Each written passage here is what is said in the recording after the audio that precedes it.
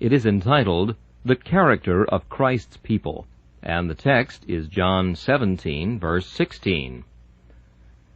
They are not of the world, even as I am not of the world. Christ's prayer was for a special people. He declared that he did not offer a universal intercession. I pray for them, said he. I pray not for the world, but for them which thou hast given me, for they are thine. In reading this beautiful prayer, one question arises to our minds. Who are the people that are described as them, or they? Who are these favored individuals who share a Savior's prayers, are recognized by a Savior's love, have their names written on the stones of his precious breastplate, and have their characters and their circumstances mentioned by the lips of the high priest before the throne on high? The answer to that question is supplied by the words of our text. The people for whom Christ prays are an unearthly people. They are a people somewhat above the world, distinguished altogether from it. They are not of the world, even as I am not of the world. I shall treat my text first of all doctrinally, second experimentally, and thirdly practically. First, we shall take our text and look at it doctrinally. The doctrine of it is that God's people are a people who are not of the world, even as Christ was not of the world. It is not so much that they are not of the world, as that they are not of the world even as Christ was not of the world. This is an important distinction, for ere there are to be found certain people who are not of the world, and yet they are not Christians. Amongst these I would mention sentimentalists, people who are always crying and groaning in an affected, sentimental way. Their spirits are so refined, their characters are so delicate, that they could not attend to ordinary business. They would think it rather degrading to their spiritual nature to attend to anything connected with the world. They live much in the air of romances and novels, love to read things that fetch tears from their eyes. They would like continually to live in a cottage near a wood, or to inhabit some quiet cave where they could read Zimmerman on solitude forever. For they feel that they are not of the world. The fact is, there is something too flimsy about them to stand the wear and tear of this wicked world. They are so preeminently good that they cannot bear to do as we poor human creatures do. I have heard of one young lady who thought herself so spiritually minded that she could not work. A very wise minister said to her, "That is quite correct. You are so spiritually minded that you cannot work. Very well, you are so spiritually minded that you shall not eat unless you do." That brought her back from her great spiritual mindedness. There is a stupid sentimentalism that certain persons nurse themselves into. They read a parcel of books that intoxicate their brains, and then fancy that they have a lofty destiny. These people are not of the world, truly. But the world does not want them, and the world would not miss them much if they were clean gone forever. There is such a thing as being not of the world from a high order of sentimentalism, and yet not being a Christian after all. For it is not so much being not of the world, as being not of the world even as Christ was not of the world. There are others, too, like your monks and those other mad individuals of the Catholic Church who are not of the world. They are so awfully good that they could not live with us sinful creatures at all. They must be distinguished from us altogether. They must not wear, of course, a boot that would at all approach to a worldly shoe, but they must have a sole of leather strapped on with 2 or 3 thongs, like the far-famed Father Ignatius. They could not be expected to wear worldly coats and waistcoats, but they must have peculiar garbs, cut in certain fashions, like the Passionists. They must wear particular dresses, particular garments, particular habits. And we know that some men are not of the world by the peculiar mouthing they give to all their words, the sort of sweet, savory, buttery flavor they give to the English language, because they think themselves so eminently sanctified that they fancy it would be wrong to indulge in anything in which ordinary mortals indulge. Such persons are, however, reminded that their being not of the world has nothing to do with it. It is not being not of the world, so much as being not of the world even as Christ was not of the world. This is the distinguishing mark, being different from the world in those respects in which Christ was different. not making ourselves singular in unimportant points, as those poor creatures do, but being different from the world in those respects in which the Son of God and the Son of Man, Jesus Christ, our glorious exemplar, was distinguished from the rest of mankind. And I think this will burst out in great clearness and beauty to us, if we consider that Christ was not of the world in nature, that he was not of the world again in office, and above all, that he was not of the world in his character. First, Christ was not of the world in nature. What was there about Christ that was worldly? In one point of view, his nature was divine, and as divine it was perfect, pure, unsullied, spotless. He could not descend to things of earthliness and sin. In another sense, he was human, and his human nature, which was born of the Virgin Mary, was begotten of the Holy Ghost, and therefore was so pure that in it rested nothing that was worldly. He was not like ordinary men. We are all born with worldliness in our hearts. Solomon well says, "Foolishness is bound up in the heart of a child." It is not only there, but it is bound up in it. It is tied up in his heart, and is difficult to remove. And so with each of us. When we were children, earthliness and carnality were bound up in our nature. But Christ was not so. His nature was not a worldly one. It was essentially different from that of everyone else, although he sat down and talked with them. Mark the difference. He stood side by side with a Pharisee, but everyone could see that he was not of the Pharisee's world. He sat by a Samaritan woman, and though he conversed with her very freely, who is it that fails to see that he was not of that Samaritan woman's world, not a sinner like her? He mingled with the publicans, nay, he sat down at the publicans' feast, and he ate with publicans and sinners. But you could see by the holy actions and the peculiar gestures he there carried with him, that he was not of the publicans' world, though he mixed with them. There was something so different in his nature that you could not have found an individual in all the world whom you could have set beside him and said, "There, he is of that man's world." Nay, not even John, though he leaned on his bosom and partook very much of his Lord's Spirit, was exactly of that world to which Jesus belonged. For even he once in his Boanergian spirit said words to this effect, "Let us call down fire from heaven on the heads of those who oppose thee," a thing that Christ could not endure for a moment, and thereby proved that he was something even beyond John's world. Well, beloved, in some sense, the Christian man is not of the world even in his nature. I do not mean in his corrupt and fallen nature, but in his new nature. There is something in a Christian that is utterly and entirely distinct from that of anybody else. Many persons think that the difference between a Christian and a worldling consists in this: one goes to chapel twice on a Sabbath day, another does not go but once, or perhaps not at all. One of them takes the sacrament, the other does not. One pays attention to holy things, the other pays very little attention to them. But, beloved, that does not make a Christian. The distinction between a Christian and a worldling is not merely external, but internal. The difference is one of nature, not of act. A Christian is as essentially different from a worldling as a dove is from a raven, or a lamb from a lion. He is not of the world even in his nature. You could not make him a worldling. You might do what you liked. You might cause him to fall into some temporary sin, but you could not make him a worldling. You might cause him to backslide, but you could not make him a sinner as he used to be. He is not of the world by his nature. He is a twice-born man.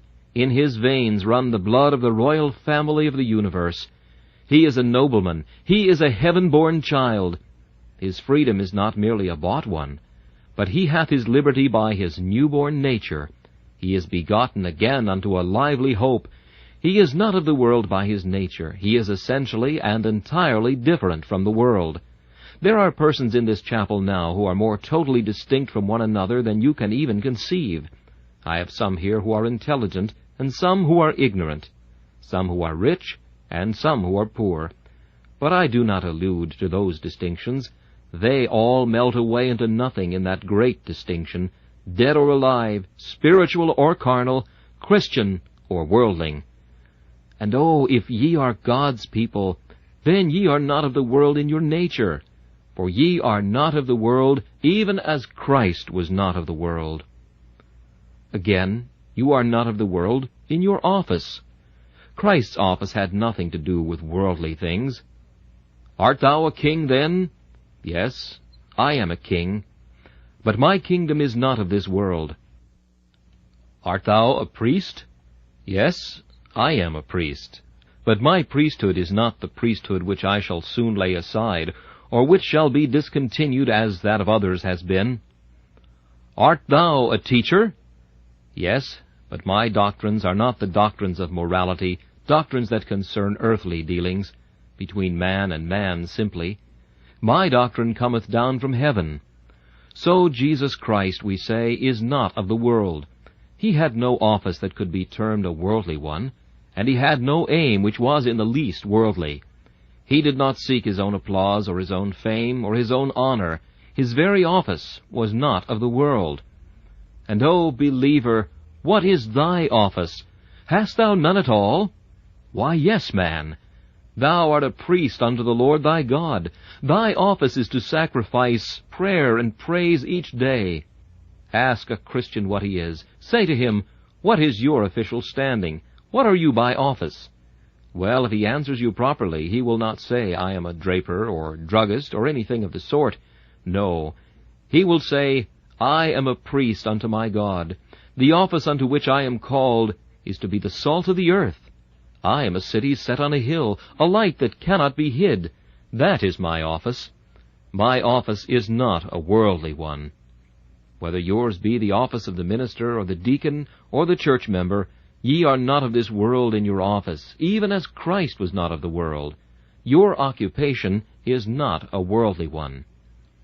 Again, ye are not of the world in your character, for that is the chief point in which Christ was not of the world. And now, brethren, I shall have to turn somewhat from doctrine to practice before I get rightly to this part of the subject. For I must reprove many of the Lord's people, that they do not sufficiently manifest that they are not of the world in character, even as Christ was not of the world. Oh, how many of you there are who will assemble around the table at the supper of your Lord, who do not live like your Savior! How many of you there are who join our church and walk with us, and yet are not worthy of your high calling and profession. Mark you the churches all around, and let your eyes run with tears when you remember that of many of their members it cannot be said, Ye are not of the world, for they are of the world. O my hearers, I fear many of you are worldly, carnal, and covetous, and yet ye join the churches and stand well with God's people by a hypocritical profession. O ye whitewashed sepulchres, ye would deceive the very elect. Ye make clean the outside of the cup and platter, but your inward part is very wickedness. Oh, that a thundering voice might speak this to your ears. Those whom Christ loves are not of the world, but ye are of the world. Therefore ye cannot be his, even though ye profess so to be. For those that love him are not such as you. Look at Jesus' character, how different from every other man's, pure, perfect, spotless. Even such should be the life of the believer. I plead not for the possibility of sinless conduct in Christians, but I must hold that grace makes men to differ, and that God's people will be very different from other kinds of people. Servant of God will be God's man everywhere. As a chemist, he could not indulge in any tricks that such men might play with their drugs. As a grocer, if indeed it be not a phantom that such things are done, he could not mix sloe leaves with tea, or red lead in the pepper. If he practiced any other kind of business, he could not for a moment condescend to the petty little shifts called methods of business. To him it is nothing what is called business.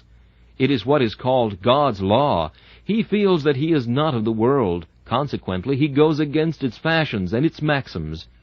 A singular story is told of a certain Quaker. One day he was bathing in the Thames, and a waterman called out to him, "Ha, there goes the Quaker." "How do you know I'm a Quaker?" "Because you swim against the stream. It is the way the Quakers always do." That is the way Christians always ought to do, to swim against the stream. The Lord's people should not go along with the rest in their worldliness. Their characters should be visibly different. You should be such men that your fellows can recognize you without any difficulty and say, "Such a man is a Christian." Ah, beloved, it would puzzle the angel Gabriel himself to tell whether some of you are Christians or not, if he were sent down to the world to pick out the righteous from the wicked. None but God could do it, for in these days of worldly religion they are so much alike. It was an ill day for the world when the sons of God and the daughters of men were mingled together. And it is an ill day now when Christians and worldlings are so mixed that you cannot tell the difference between them. God save us from a day of fire that may devour us in consequence. But, oh, beloved, the Christian will be always different from the world. This is a great doctrine, and it will be found as true in ages to come as in the centuries which are past. Looking back into history, we read this lesson: "They are not of the world, even as I am not of the world." We see them driven to the catacombs of Rome. We see them hunted about like partridges. And wherever in history you find God's servants, you can recognize them by their distinct, unvarying character. They were not of the world, but were a people scarred and peeled, a people entirely distinct from the nations. And if in this age there are no different people, if there are none to be found who differ from other people, there are no Christians. For Christians will always be different from the world. They are not of the world, even as Christ is not of the world. This is the doctrine. But now for treating the text experimentally. Do we, dearly beloved, feel this truth? Has it ever been laid to our souls so that we can feel it is ours? They are not of the world, even as I am not of the world. Have we ever felt that we are not of the world? Perhaps there is a believer sitting in a pew tonight who says, "Well, sir, I can't say that I feel as if I was not of the world, for I have just come from my shop, and worldliness is still very much hanging about me." Another says, "I have been in trouble, and my mind is very much harassed. I cannot feel that I am different from the world. I am afraid that I am of the world."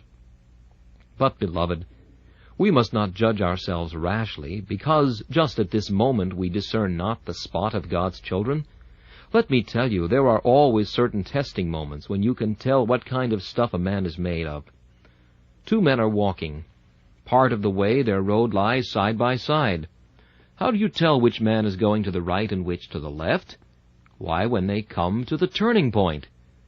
Now, tonight is not a turning point, for you are sitting with worldly people here. But at other times we may distinguish. Let me tell you one or two turning points when every Christian will feel that he is not of the world. One is when he gets into very deep trouble. I do believe and protest that we never feel so unearthly as when we get plunged down into trouble. Ah, when some creature comfort hath been swept away, when some precious blessing hath withered in our sight, like the fair lily snapped at the stalk, when some mercy has been withered like Jonah's gourd in the night, then it is that the Christian feels, "I am not of the world." His cloak is torn from him, and the cold wind whistles almost through him, and then he says, "I am a stranger in the world, as all my fathers were. Lord, Thou hast been my dwelling place in all generations. You have had at times deep sorrows. Thank God for them. They are testing moments. When the furnace is hot, it is then that the gold is tried best. Have you felt at such a time that you were not of the world? Or have you rather sat down and said, "Oh, I do not deserve this trouble"? Did you break under it? Did you bow down before it and let it crush you while you cursed your Maker? Or did your spirit, even under its load, still lift itself unto Him, like a man all dislocated on the battlefield, whose limbs are cut away, but who still lifts himself up as best he can, and looks over the field to see if there be a friend approaching? Did you do so? Or did you lie down in desperation and despair? If you did that, methinks you are no Christian. But if there was a rising up, it was a testing moment, and it proved that you were not of the world, because you could master affliction, because you could tread it under foot and say, "When all created streams are dry, His goodness is the same. With this I well am satisfied, and glory in His name." But another testing moment is prosperity. Oh, there have been some of God's people who have been more tried by prosperity than by adversity. Of the two trials, the trial of adversity is less severe to the spiritual man than that of prosperity. As a fining pot for silver, so is a man to his praise. It is a terrible thing to be prosperous. You would need to pray to God not only to help you in your troubles, but to help you in your blessings. Mr. Whitfield once had a petition to put up for a young man who had— Stop, you will think it was for a young man who had lost his father or his property. No, the prayers of the congregation are desired for a young man who has become heir to an immense fortune, and who feels he has need of much grace to keep him humble in the midst of riches. That is the kind of prayer that ought to be put up, for prosperity is a hard thing to bear. Now, perhaps you have become almost intoxicated with worldly delights, even as a Christian. Everything goes well with you. You have loved, and you are loved. Your affairs are prosperous, your heart rejoices, your eyes sparkle. You tread the earth with a happy soul and a joyous countenance. You are a happy man, for you have found that even in worldly things, godliness with contentment is great gain. Did you ever feel, "These can never satisfy. Give me Christ, or else I die"? Did you feel that these comforts were nothing but the leaves of the tree, and not the fruit, and that you could not live upon mere leaves? Did you feel they were, after all, nothing but husks? Or did you not sit down and say, "Now, soul, take thine ease. Thou hast goods laid up for many years. Eat, drink, and be merry"? If you did imitate the rich fool, then you were of the world. But if your spirit went up above your prosperity, so that you still lived near to God, then you proved that you were a child of God, for you were not of the world. These are testing points, both prosperity and adversity. Again, you may test yourselves in this way in solitude and in company. In solitude you may tell whether you are not of the world. I sit me down, throw the window up, look out on the stars, and think of them as the eyes of God looking down upon me. And oh, does it not seem glorious at times to consider the heavens when we can say, "Ah, beyond those stars is my house not made with hands. Those stars are milestones on the road to glory, and I shall soon tread the glittering way, or be carried by seraphs far beyond them, and be there"? Have you felt in solitude that you are not of the world? And so again in company. Ah, beloved, believe me, company is one of the best tests for a Christian. You are invited to an evening party. Sundry amusements are provided which are not considered exactly sinful, but which certainly cannot come under the name of pious amusements. You sit there with the rest. There is a deal of idle chat going on. You would be thought puritanical to protest against it.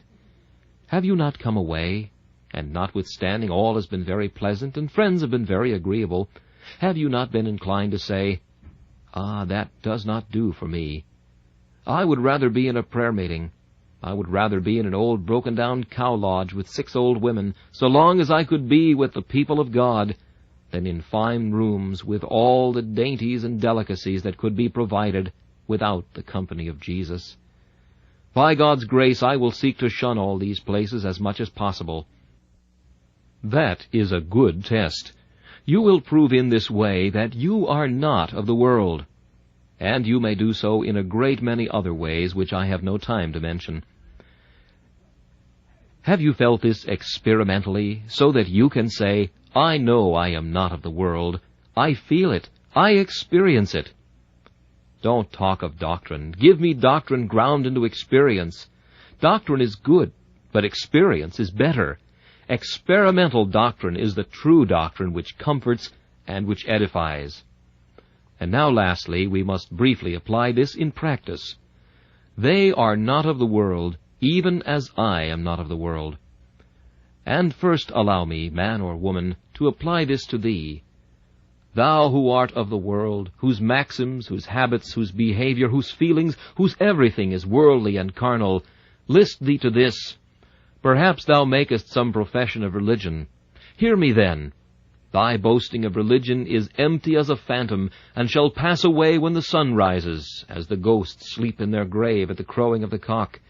Thou hast some pleasure in that professioned religion of thine wherewith thou art arrayed, and which thou carriest about thee as a cloak, and usest as a stalking horse to thy business, and a net to catch the honour in the world, and yet thou art worldly like other men. Then I tell thee, if there be no distinction between thyself and the worldly, the doom of the worldly shall be thy doom.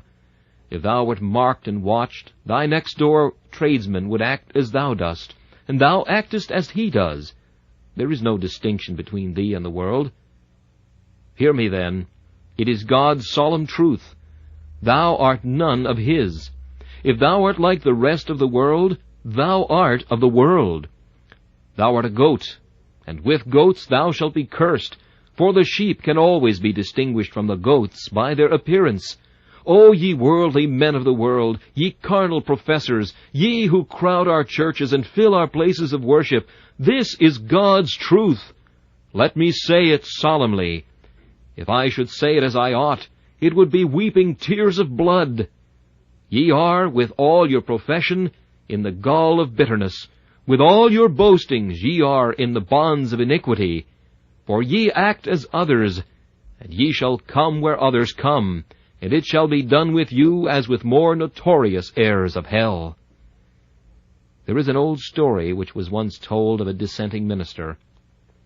The old custom was that a minister might stop at an inn and not pay anything for his bed or his board, and when he went to preach from place to place, he was charged nothing for the conveyance in which he rode. But on one occasion a certain minister stopped at an inn and went to bed.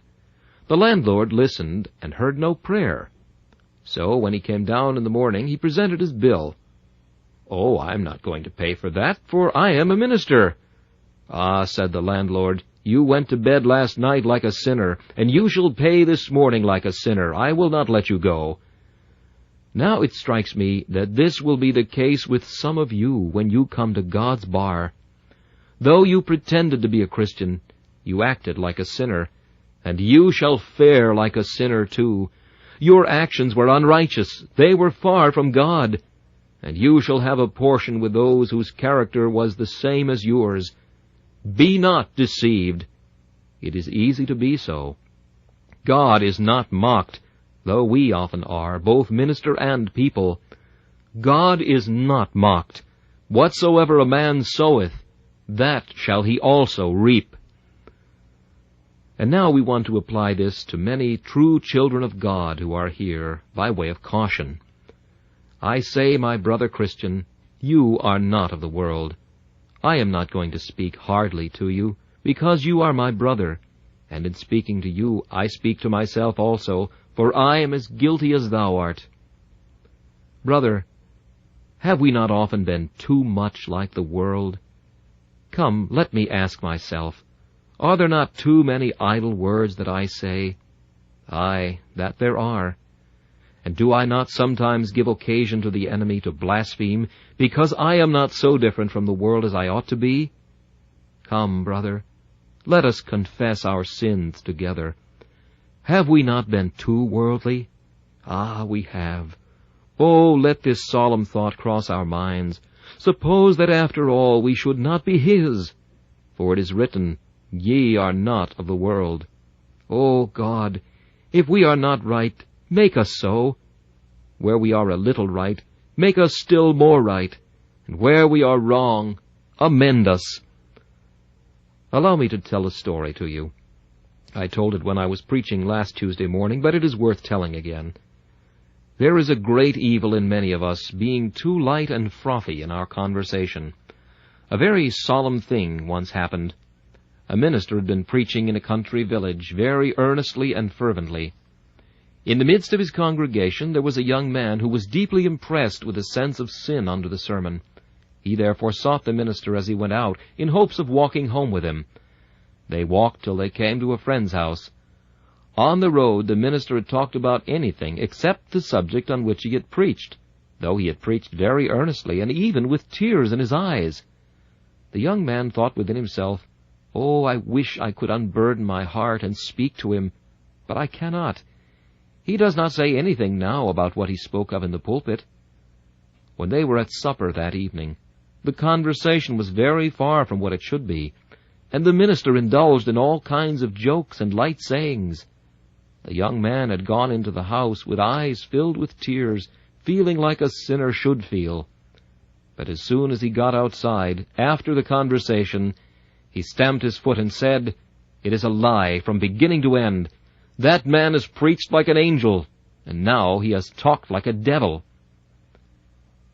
Some years after, the young man was taken ill, and sent for this same minister. The minister did not know him. "Do you remember preaching at such and such a village?" asked the young man. "I do." "Your text was very deeply laid to my heart." "Thank God for that," said the minister. "Do not be so quick about thanking God," said the young man. "Do you know what you talked of that evening afterwards when I went to supper with you?" "Sir, I shall be damned, and I will charge you before God's throne with being the author of my damnation. On that night I did feel my sin, but you were the means of scattering all my impressions." That is a solemn thought, brother, and teaches us how we should curb our tongues, especially those who are so light-hearted after solemn services and earnest preachings, that we should not betray levity. Oh, let us take heed that we are not of the world, even as Christ was not of the world. And, Christian, lastly, by way of practice, let me comfort thee with this. Thou art not of the world, for thy home is in heaven. Be content to be here a little, for thou art not of the world, and thou shalt go up to thine own bright inheritance by and by. A man in traveling goes into an inn. It is rather uncomfortable. "Well," says he, "I shall not have to stay here many nights. I have only to sleep here tonight. I shall be at home in the morning, so that I don't care much about one night's lodging being a little uncomfortable." So, Christian, this world is never a very comfortable one. But recollect, you are not of the world. This world is like an inn. You are only lodging here a little while. Put up with a little inconvenience, because you are not of the world, even as Christ is not of the world. By and by, up yonder, you shall be gathered into your Father's house, and there you will find that there is a new heaven and a new earth provided for those who are not of the world. This message, The Character of Christ's People, was preached by Charles Haddon Spurgeon on November 22nd, 1855.